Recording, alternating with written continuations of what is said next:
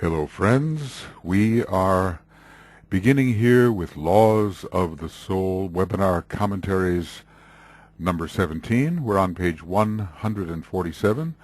We have just completed working with the law of service and have made several programs to that effect, and we are now beginning with the law of repulse, remembering that I have done some work with the Law of Repulse stanzas already, and they are up on Makara.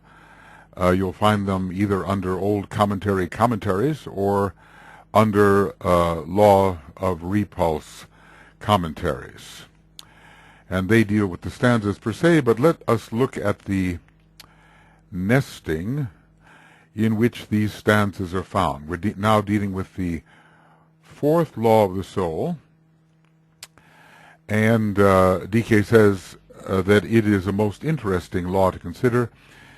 It is one of the major divine laws. It seems to relate to the triad and even to the spirit, with which the pilgrim has much to do on his weary, age-long way back to the center. No exaggeration there. And of course the center to which he temporarily travels is only an outpost compared to a still greater center, and on until the one and only center, the way back to the one and only center, is found.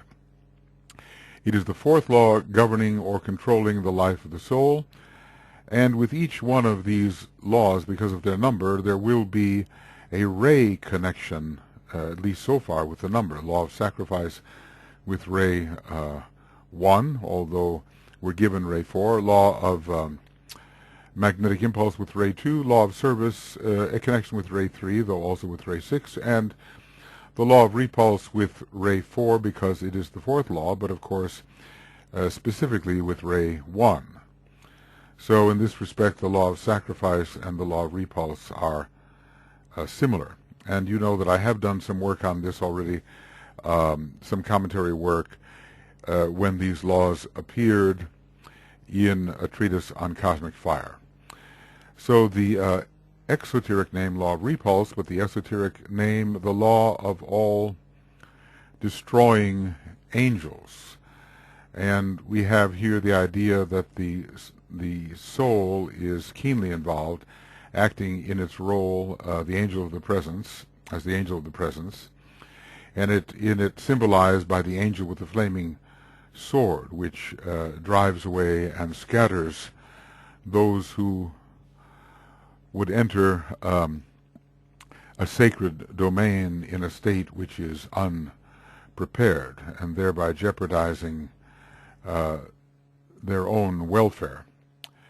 The ray energy involved is specifically the first ray, and this is called rejecting energy or repelling energy. And yet we will learn as we move along here that the law of repulse is an aspect of a greater law of love.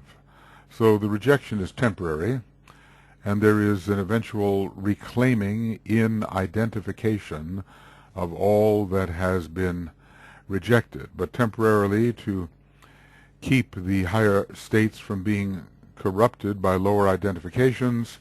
A rejection is necessary, a detachment, a pulling away from, a scattering of all that is not fit for sustained soul consciousness. The word repulse, of course, involves cleavage, separation, and a driving away from. And as DK will say, you know, we have being a largely second-ray planet emerging at this time and in a second-ray solar system, we have a kind of an instinctive repulsion against the name repulse. All right, let's take a look here. First of all, it is well to realize that this law has certain characteristics and basic effects which might be enumerated as follows.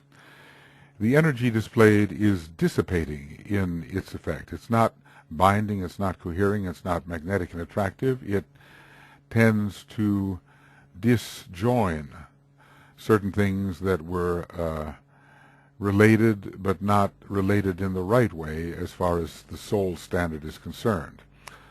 So this law works as a dispersing agent, as a scattering agent, driving, separating, taking apart, driving apart, we might say.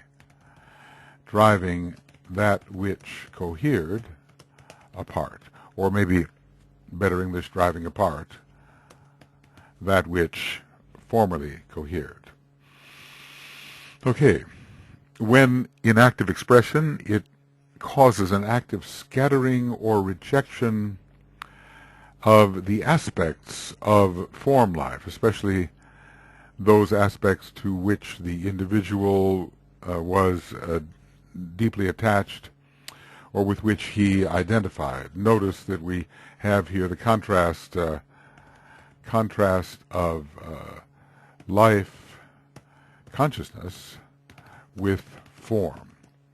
So it is the form that is repelled, and it makes possible a disidentification from form. It produces a discriminating contact. This is an important word. We do want to remember that the factor of discrimination is found on the fourth level of the mental plane. Again, the number 4, and yet it is a 1 because it is the first level of the concrete mind, both a 4 and a 1, and we see that in this law the number 4 and the number 1 will both be important. It produces a discriminating contact which leads eventually to what is esoterically called the way of divine refusal, or it is the divine refusing to be less than the divine, we might say. The divine refusing to be less than the divine, less than it essentially is. Of course, everything is ultimately divine, everything is ultimately essential, but given limited stages of consciousness, it is not realized that all is of the divine essence, and temporarily that which seems to be not of the divine essence must be separated from that which is recognized as being of the spiritual and divine essence.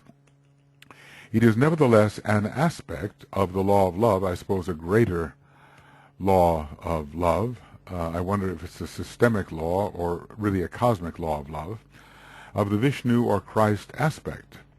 So, to make a little joke here, this is the tough love law. So we have to go through that first-rate toughness in order eventually to reclaim the love and magnetism of the second ray. And it concerns an attitude of the soul, who in this case is the angel with the flaming sword, or a representative of the solar angel, which is the angel with the flaming sword. I think that's one I would like to have as, how I do this, angel with the flaming sword, and I'll just make it this way, angel with the flaming sword, and we'll see whether it works. All right, the angel with the flaming sword, yes. So the soul will repel, as the angel with the flaming sword, the true solar angel, does repel all that which is not fit for the higher dimensions and for the higher consciousness which is being cultivated. It really causes a separation of the consciousness from its lower identifications. The separation of the consciousness from its lower identifications. And number 5, there's quite a few here about this law, very interesting. The law expresses itself through the mind nature. You see that word discrimination, right? The highest aspect of the lower mind. Discrimination is the highest aspect of the lower mind, and can therefore only make its presence and influence felt upon the path of discipleship because upon the path of discipleship, mental focus is achieved, and later mental polarization. It is the prime prerequisite for true self-knowledge. Why? Because earlier misidentifications had been preventing true self-knowledge. And we might say, you know, the self-knowledge there should be capitalized because we're talking about the soul as the self. We may have had some sense of ourselves as a personal being, but that's not the true self, and it's that sense of oneself as a personal being which is being repulsed, among other things. It reveals at the same time that it divides or scatters. So what does it reveal? It reveals true identity. It reveals true identity as opposed to the false identification with personal form. Going on, it works through love. How interesting. For the interest of the unit, the form and the existence, let's call it the inner existence, which finally repulses the form. So in a sense, one has to be rather soul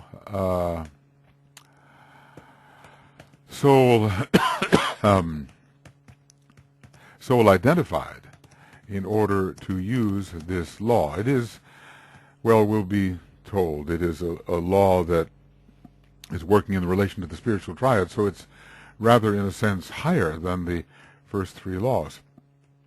It is an aspect of one of the great cosmic laws, the law of the soul. That's so interesting.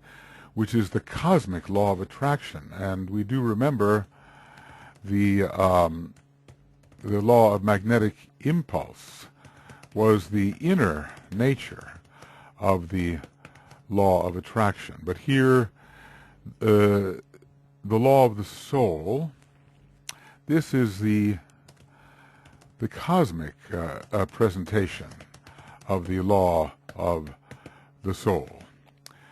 It's stating that the law of the soul is larger than the laws of the soul which we are presently considering. So the law of the soul, it's equating the law of the soul and the cosmic law of attraction. And it's an aspect, and maybe what we could say of it, it's the first, let's call it first ray aspect of this great cosmic law. For that which is attracted in time, which is form, you know, and which is of the previous solar system, is form and of the previous solar system. That which is attracted in time is automatically and eventually repulsed by that which attracted it in the first instance. And then I would have to say, and then again later reclaimed in the great act of identification, which sees all things in synthesis and of the same essence. So we have attraction, repulsion, and again a reclamation. So let's see here.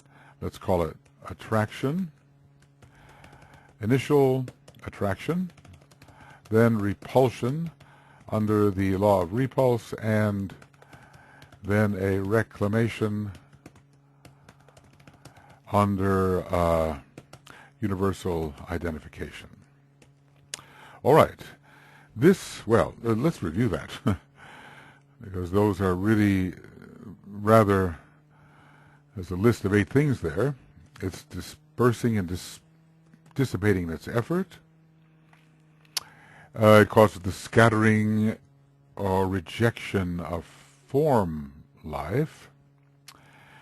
It produces discriminating contact, I suppose, with the inner self, and it leads to, I think, a great method along the higher way called the way of divine refusal, which preserves a great identification with essence without compromising it. Yet it's an aspect of the law of love. It expresses itself through the mind nature and is felt upon the path of discipleship. Just reviewing these things. It's the prime prerequisite for true self-knowledge.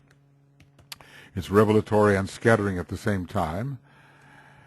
It works through love in the interest of the unit, so that there is an enhancement in the self-knowledge of the repulsing unit, and it's an aspect of the law of the soul, of the law of attraction, even the law of love. We're told earlier, aren't we, that it is an aspect of the law of love.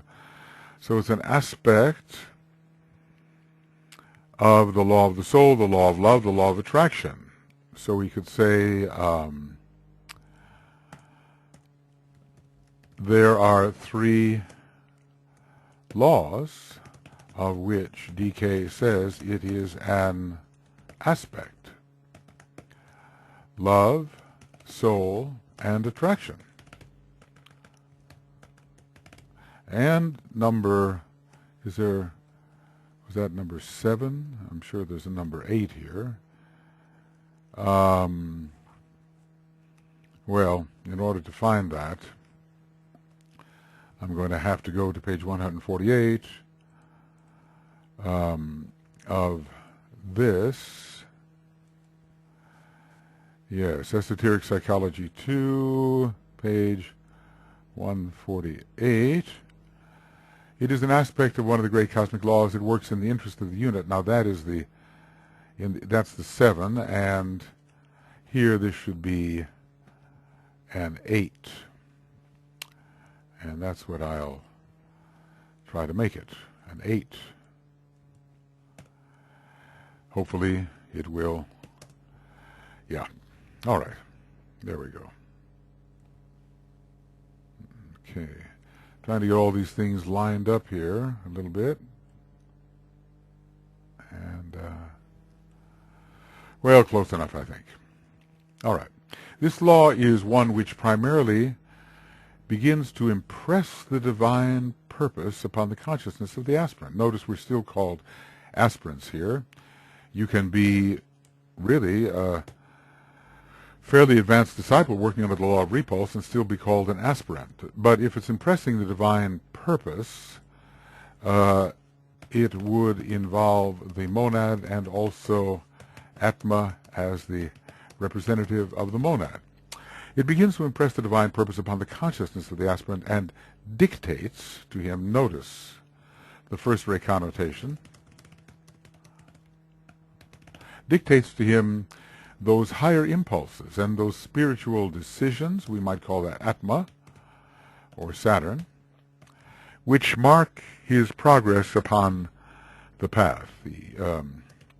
He has to decide to reject that which compromises his higher consciousness and higher capacities.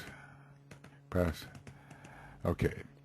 It is the demonstration of the first ray quality, a subray influence of the second ray, and we would say certainly in our solar system. For it should be remembered that to repulse a form, a situation, or a condition may be evidence of spiritual love in the agent of repulsion. You know, it's like the unready saying, well, Why won't you let me in? I want to get into paradise. Well, it's for your own good, because you would be destroyed in paradise in your present condition. So, to repulse a form, then, a situation or a condition may be evidence of spiritual love, of the highest regard for the welfare of the unit which is repulsed. But normally we don't see it that way. We don't take into consideration the necessary fitness for a dangerous place.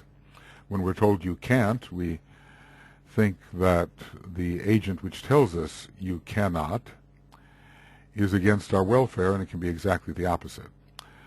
This is well pictured for us in the ancient symbol of the angel with the flaming sword, who stands before the gate of paradise to turn away those who seek the fancied security, they think it is secure, of the shelter and condition. They don't know what they're getting themselves into, and the old saying applies that fools rush in, or certainly would rush in, where angels fear to tread. It has such an occult meaning as you begin to understand the opportunities and yet the perils of the path of spiritual occultism.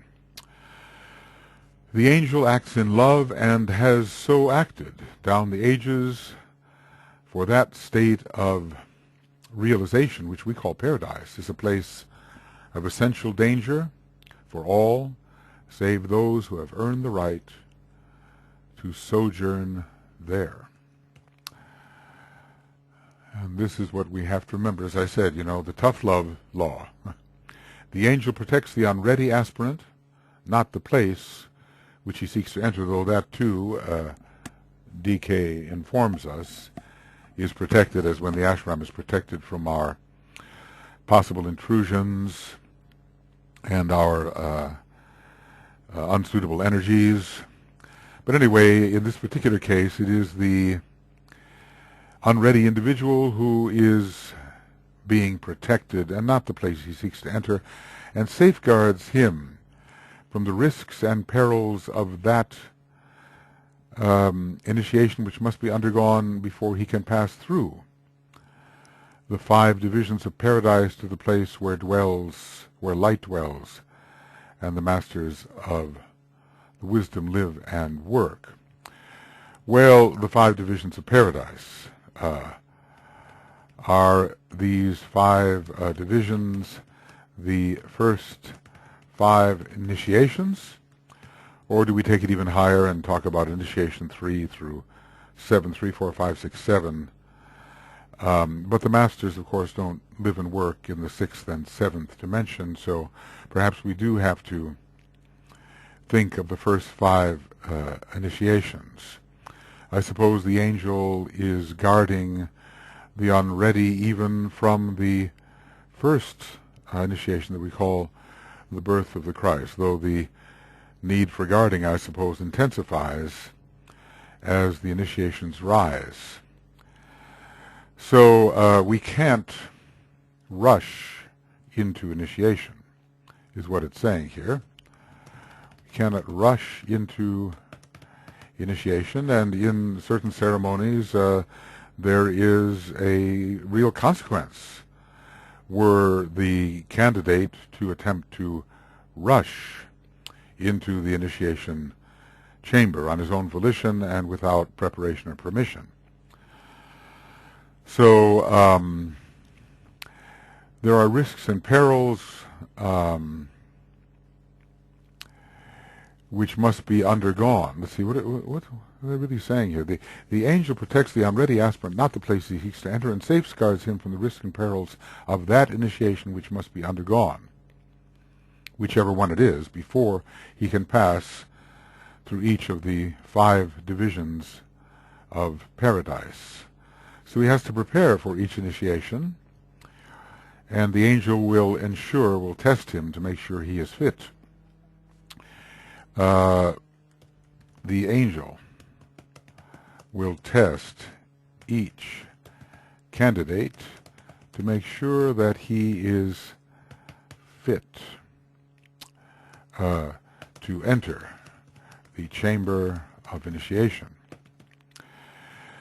And, all of the mysteries do protect themselves quite carefully from one who might simply seek to rush into a dimension which would be dangerous, lethal, really, for him in his present condition.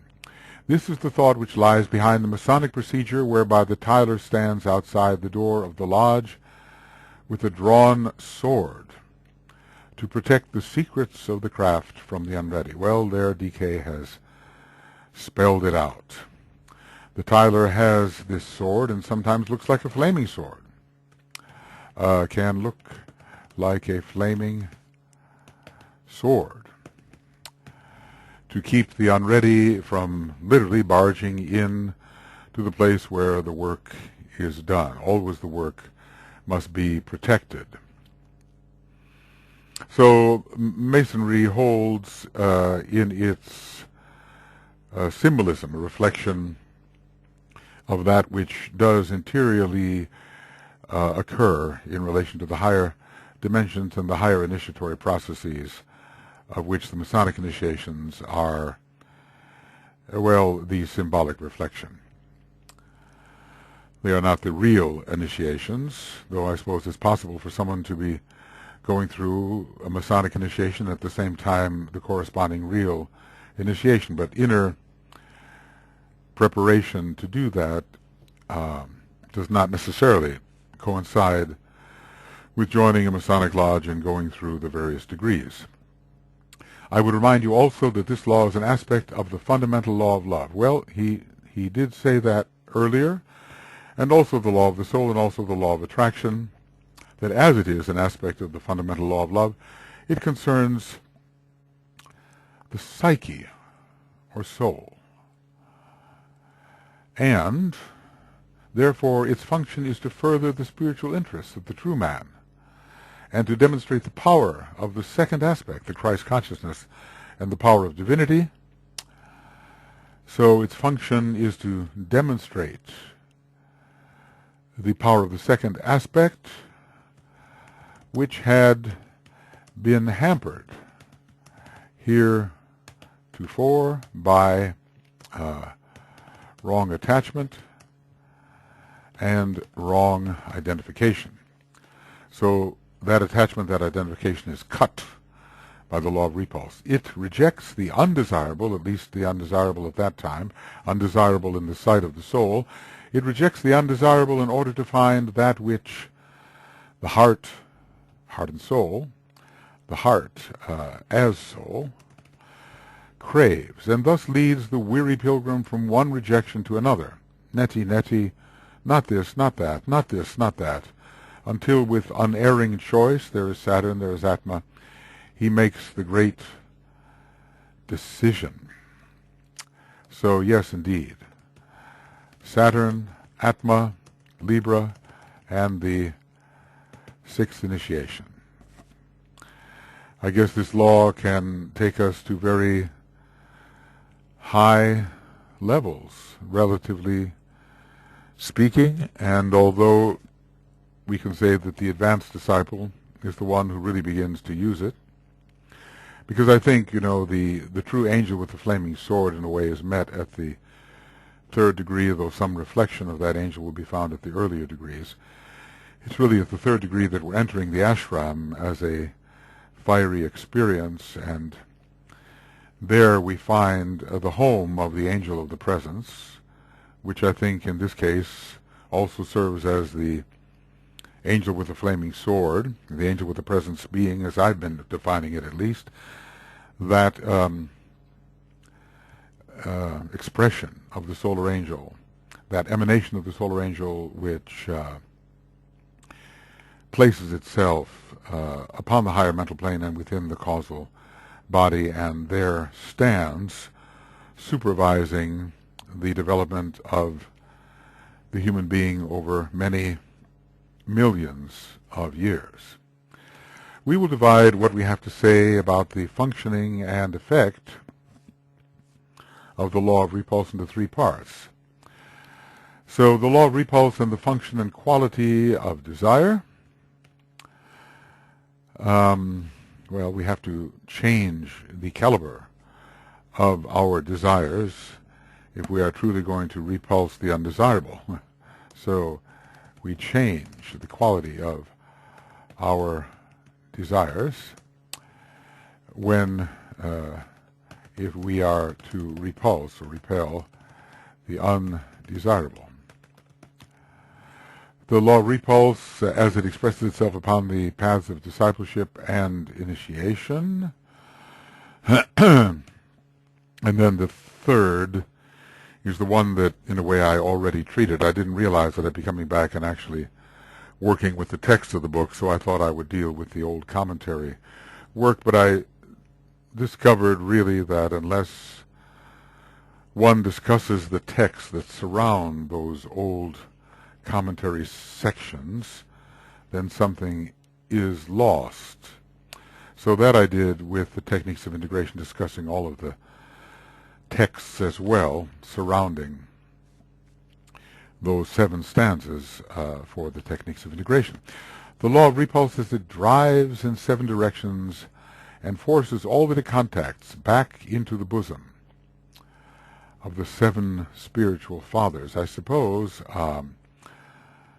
that is an arcane kind of statement, and one thinks of the 7 monadic types, and also of the 7 rishis of the Great Bear. 7 rishis of the Great Bear. Okay, so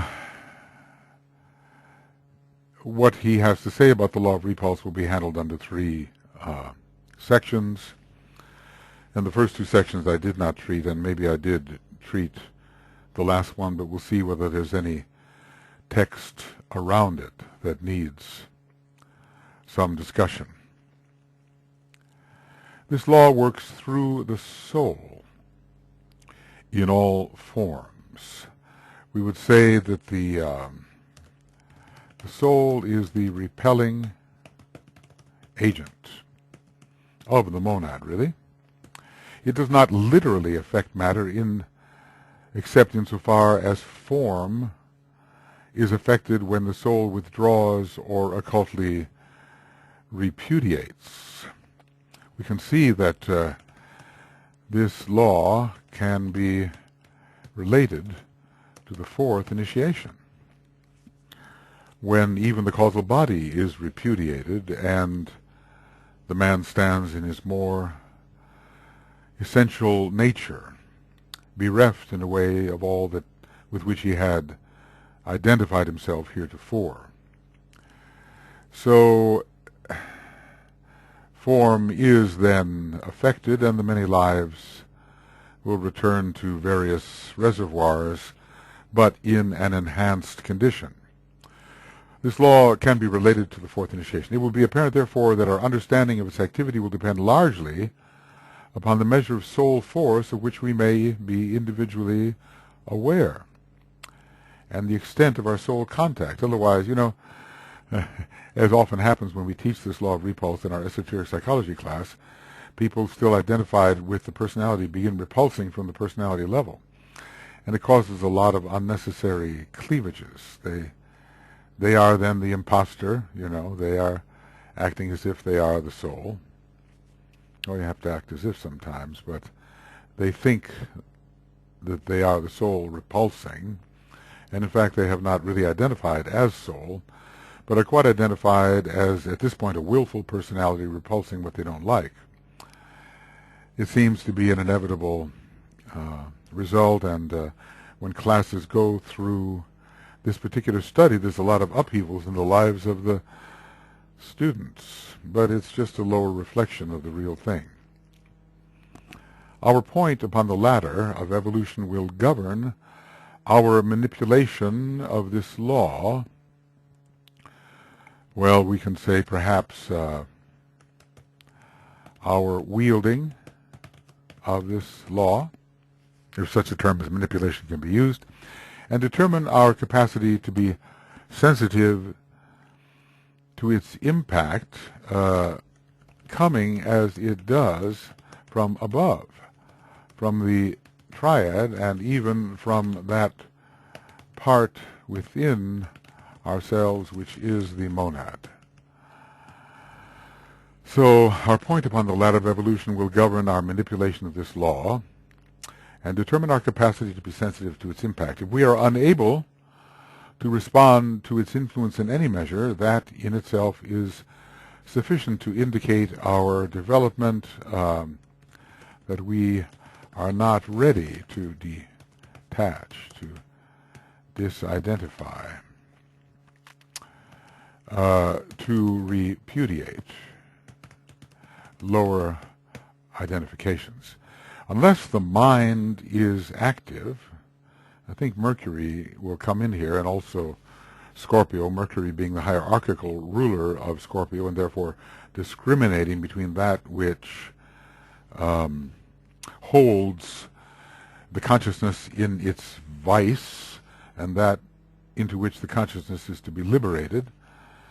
Unless the mind is active and unless we are beginning intelligently to use the mind, there is no medium or channel through which this influence can work. And we have studied Scorpio and how the mind works there in the process of detaching from the emotions and also detaching from the personality life. It has the mind has two functions within Scorpio, and eventually leads to that type of illumination where the intuition reveals all that illusion is, and illusion dies of attrition.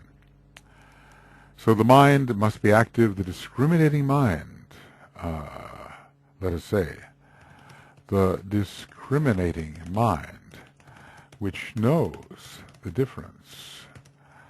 Well, let's see. There it is, DFC, which knows the difference between that which is of the soul and that which is of the personality. That type of discrimination on the fourth subplane of the mental plane is active. And so one knows then what it is which has to be repulsed and is not, wielding this law bludgeon-like. Unless we are beginning intelligently to use the mind, there is no medium or channel through which this influence can work. So often our motives are unknown to ourselves, and when the willful personality steps in, it simply repels what it wants to repel, and it's serving its own ends and not any aspect of the law of love. It's not serving any higher purpose than its own preferences willfully executed. Never let it be forgotten that this influence or law of our spiritual being is that which reveals the plan, the will, the plan or purpose of divine life as it expressed itself through humanity as a whole. So when you think about it, the Achlary process is related. The stage of revelation is related, because we have to go through the stage of alignment, crisis, light, throwing the light pretty much upon our own condition and maybe some of the light ahead, and finally revelation of the plan. So let's just say the law of repulse is what makes revelation in the Achlary process possible. It takes a long time, perhaps, before we really do begin to see the plan and to understand it, not from a self-centered point of view, but from how it really is and how we as a tiny unit may, with humility in a decentralized state, cooperate with that plan. So never let it be forgotten that this influence or law of our spiritual being, he's so wonderful with the hints.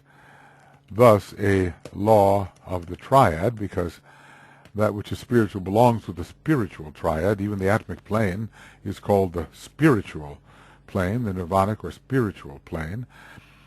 That this law of our spiritual being is that which reveals the will, plan, or purpose of the divine life, the monad. See, there's a code here in what he says. He uses certain words, and these words point directly to certain structures and processes within the human energy system and its dynamics. But we have to see how these apparently ordinary words do point to occult factors. And we have to be quite familiar with his presentation in order to know the link he has made. Simply, between words like divine and the monad, word like spiritual and the spiritual triad, words like meaning and the soul. Otherwise, they'll just be taken at face value, and the occult link will not be understood.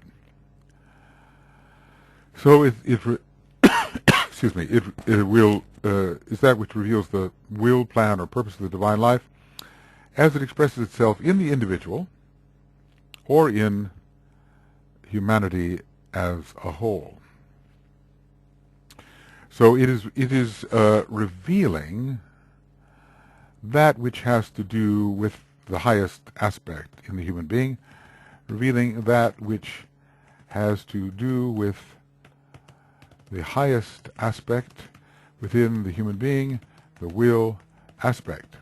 Let us never forget that unless there is a thread of light to act as a channel, now what does that convey to your mind, right? The antahkarana, right?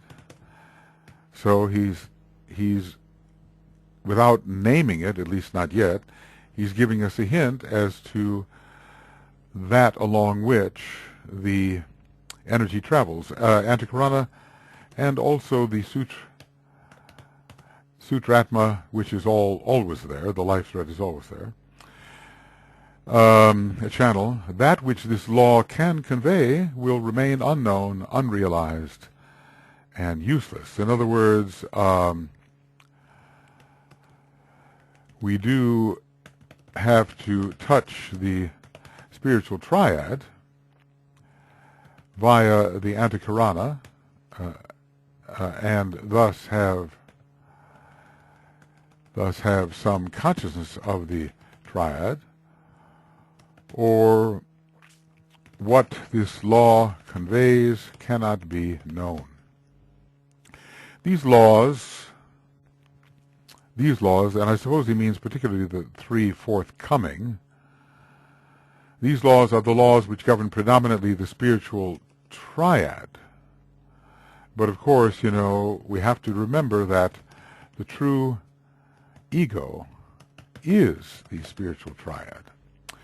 These laws are laws which govern predominantly the spiritual triad, that divine triplicity which expresses itself through the medium of the soul in the dense physical body of the solar logos, just as the three aspects of the soul in their turn reflect themselves through the personality. So the egoic, ego or egoic lotus is the medium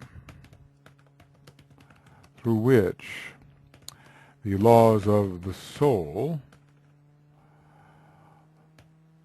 express themselves,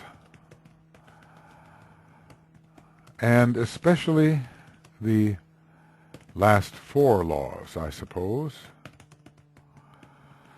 two of which are so recondite that it's difficult to know much about them at all, the law of expansive response and the law of the lower four.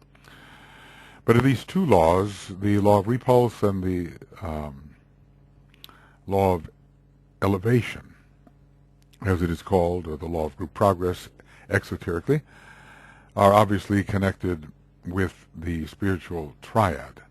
But here, the way he puts it, these laws, and he doesn't just isolate the last three or four, these laws, he seems to indicate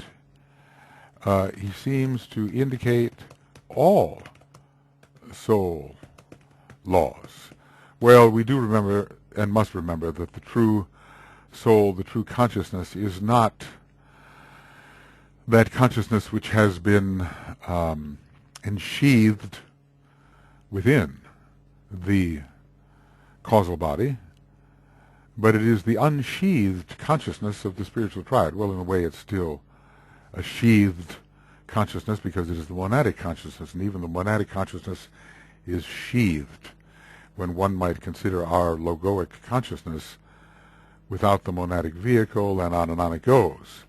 The whole universe is a sheath for the consciousness of the Absolute.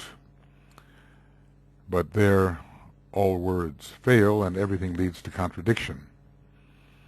I've sometimes called that, whatever it is, the great contradiction,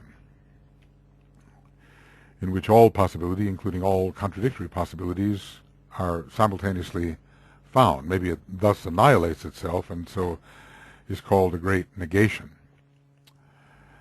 I think it's, quite hopeless to try to understand it, but one, again, neti, can understand what it is not, which perhaps takes one closer to understanding what it is. Madame Blavatsky makes a heroic effort to convey to us something of what it is, and maybe mostly of what it is not. And I'm not sure that we can duplicate her effort, come as close. It's the kind of thing an arhat tends to do.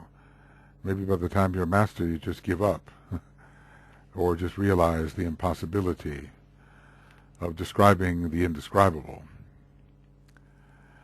But even to think in those terms brings something of a foundational substance closer to one's apprehension, closer to one's consciousness.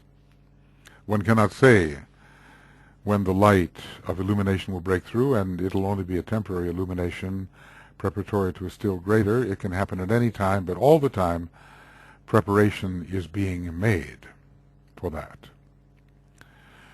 So if things seem to happen suddenly, the Tibetan tells us, it's only because it's a very long preparatory process which has antedated the apparent sudden unfoldment. Therefore, he says, all that can be imparted in connection with this law can be comprehended only by the man who is beginning to be spiritually awakened. Does he mean awakened to that which the spiritual triad reveals? The three laws which we have already considered deal with the specific spiritual influences which emanate from the three tiers of petals which compose the egoic lotus, and I think, in a way, working from the inside outwards, as the law of sacrifice deals with the sacrifice petals, and the law of magnetic impulse with the love, PTLS, and the law of service, perhaps with the outer or knowledge petals. At least it seems to me that this is the case.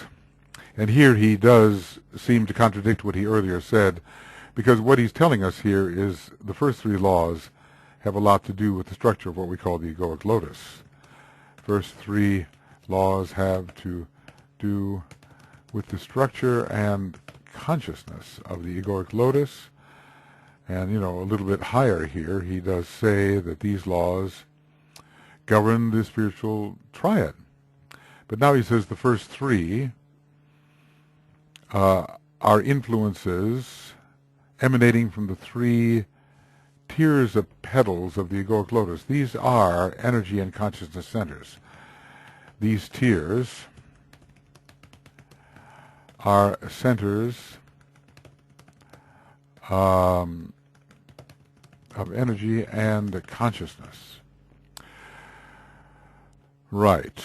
You know, there's a point at which a person can begin to be controlled by the different petals of the egoic lotus, and they kind of act like higher chakras. They are not just accumulations. They have a proactive function. They can direct. They can drive. They can impose their energies upon the lower energies of the personality, the lower chakras of the personality. They're not just the result of the accumulation of quality. They have a kind of super chakric function, and eventually I think when the solar angel returns and the lotus dissipates, that there will be in their place chakras which then belong to the higher mind of the human being, and this is not yet the case. So it's almost as if the egoic lotus at this time has solar angelic chakras, and the petals of the egoic lotus are these solar angelic chakras. Later, with the return of the solar angel and the dissipation of the egoic lotus, there will be found, I hypothesize, man's own higher mental chakras, which he really doesn't have yet. Although we understand that 35 vortices of energy make the master. Well, how many vortices of energy does a man have right now? Does he have incipient vortices of energy upon the Buddhic plane and upon the atmic plane? Maybe so, and maybe as these vehicles are coordinated, this is how DK refers to them, as they are coordinated, those chakras begin to emerge. Maybe that's why they're not yet drawn on the maps that we have, because for most people those higher vehicles are not yet coordinated. Really, it's mostly after the third degree that the Buddhic vehicle gets coordinated. You begin to wonder whether it's after the fourth degree that the atmic vehicle is really coordinated. So when we say we're touching Buddhi or Atma in our antahkaranic work, well, it must be a very fleeting kind of touch, because the full expression of those vehicles is perhaps not yet consolidated. This is speculation, but I think it may have some merit, at least to think about it. So anyway, yes, and that DK does give it this way just as I have, and maybe it's because I read it before, of course. The law of sacrifice connects with the petals of sacrifice and the sacrificial will of the soul, the law of magnetic impulse with the petals of love, and the law of service, the petals of knowledge. And this is another reason why the number 3 so much connects with the law of service. Another reason why the number 3 connects with the law of service. All right. This fourth law of repulse works through the first law of sacrifice. Well, that makes sense. The 4 and the 1 and the 4 and the 1 are there. The fourth law and the first law, and we've seen how the idea of discrimination, which is a 4 and yet a separative 1, is connected with both of these, and especially with the fourth law.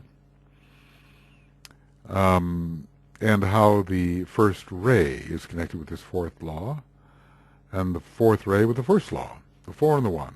There's quite a connection with the 4 and the 1, because complete harmonization under the number 4 does bring a form of death, and relates to what's called, at least death of the form, it's called the mountain whereon form dies.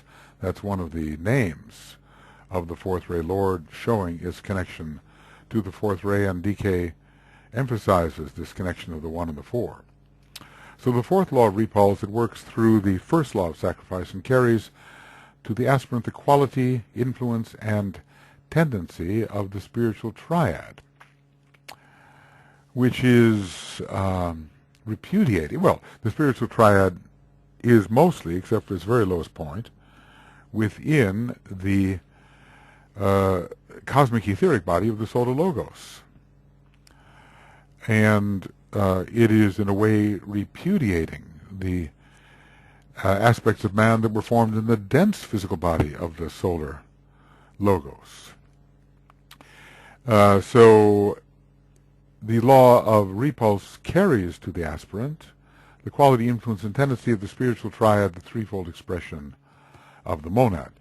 Its full force is felt only after the third initiation, where we're really getting ready for a major rejection, are we not? We are then getting ready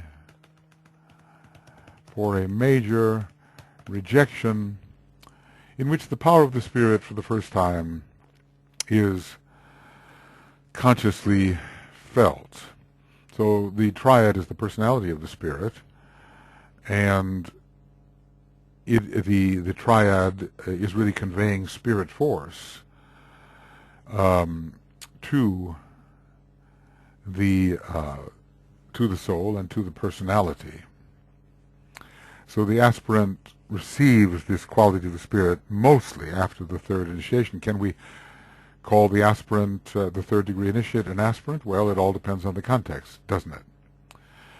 So its full force is felt only after the third initiation, in which the power of the Spirit is, for the first time, consciously felt, and, we can say one can discriminate it, this power of the Spirit, from other impacts. DK has talked about the types of vibration to which we have to be sensitive and how difficult it is for most to discriminate amongst them. One's ray life, one's ashram, one's greater ashram, the master of either one of those ashrams. They may all carry a similar ray feeling, but can one discriminate them? Up to that time, it has been the growing control of the soul, which was primarily registered by the aspirant up to that time. And therefore we have the last 3 laws, and it's interesting how they do, again, move downward. They start from an interior aspect of a triad and move outward, just the way the law of sacrifice started from of the 9 petals, the innermost of the 9 petals. So the law of repulse starts from the highest aspect of the spiritual triad, from the atma aspect, or spiritual will, and the influence comes via the egoic petals of sacrifice and the subsidiary law of sacrifice. It's almost as if the law of sacrifice is an aspect of the law of repulse. The law of group progress will then be in the middlemost position. It will be related to the Buddhic plane and to spiritual love. And this 5th law, notice how the 5 and the 2 are related, will come by the love petals of the egoic lotus, and the magnetic impulse and the law of polar union are subsidiary laws. And this has to be remembered when we try to understand what this law of group progress actually gives to us. And here the law of group progress is ruled by Capricorn, and in this case Capricorn is going to be related to Libra, isn't it? Because Libra governs the law of polar union or magnetic impulse. So let's just say the Capricorn